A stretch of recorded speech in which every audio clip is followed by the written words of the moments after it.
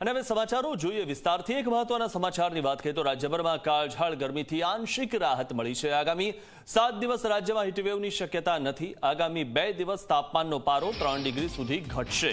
હવામાન વિભાગે આ મહત્વની આગાહી કરી છે। 2 દિવસ રાજ્યમાં ધૂળની ડમરી ઉડવાની શક્યતા છે। દક્ષિણ ગુજરાત સિવાયના ભાગોમાં ધૂળની ડમરી ઉડશે। સોમવારે સમગ્ર રાજ્યમાં ઉડશે ધૂળની ડમરીઓ।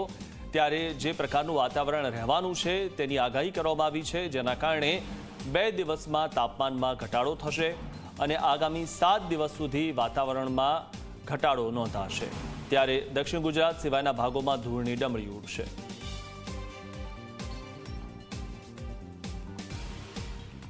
अभी जो रिलाइज है, अभी हीट वेव आया नहीं है कहीं पे, कल कहीं पे रिलाइज नहीं हुआ।